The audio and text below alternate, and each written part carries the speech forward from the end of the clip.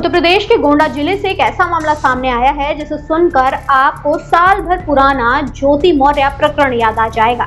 एक पति जिसने अपनी पत्नी के सपनों को पंख देने के लिए पंजाब की गलियों में पल्लेदारी की, भैंसें बेची और गन्ने की फसल तक कुर्बान कर दी ताकि पत्नी पढ़ लिख कर अपने पैरों पर खड़ी हो सके। लेकिन अफसोस, जैसे ही पत्नी के हाथ में डिग्री आई, नौकरी मिली, उसने पति का ही साथ छोड़ दिया जिसने उसे इस मुकाम तक पहुंचाया। यह कहानी है गोंडा के मोतीगंज थाना क्षेत्र के राजेश कुमार वर्मा की। राजेश का आरोप है कि उसने अपनी पत्नी रेणु वर्मा को एएनएम का कोर्स कराने के लिए अपना खून पसीना एक कर दिया। राजेश पंजाब में लोहे की पल्लेदारी यानी कि मजदूरी करता था और वहां से पैसे कमाकर पत्नी की पढ़ाई के लिए भेजता था। इतना ही नहीं, जब पैसे की कमी पड़ी तो राजेश ने अपने घर की 2 भैंसें और गन्ने की पूरी फसल ही बेच दी और पाई जोड़कर करीब 1.5 लाख रुपए पत्नी की शिक्षा पर खर्च किए। लेकिन आज वही पत्नी राजेश के साथ रहने के लिए तैयार ही नहीं है। राजेश की शादी साल 2001 में हुई थी और 2018 में होना हुआ था।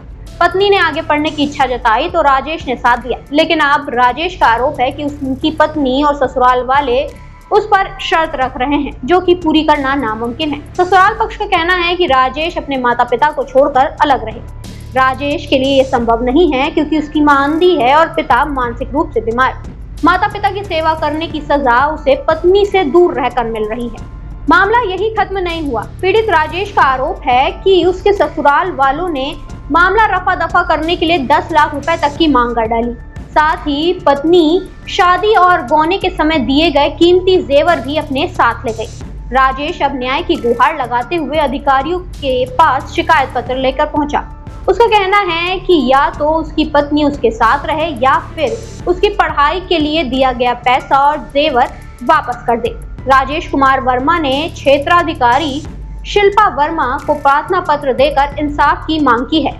इस खबर के सामने आने के बाद इलाके में तरह तरह की चर्चाएं हो रही हैं। लोग कह रहे हैं कि आखिर ये किस चीज की उसे सजा मिल रही है, पढ़ाई लिखाई कराने की? यह मामला समाज के सामने कई सवाल खड़े कर रहा है। क्या सफलता मिलते ही रिश्ते की अहमियत खत्म हो जाती है? फिलहाल मामला पुलिस की जांच में है और राजेश उम्मीद लगा के बैठा है कि उसे न्याय मिलेगा।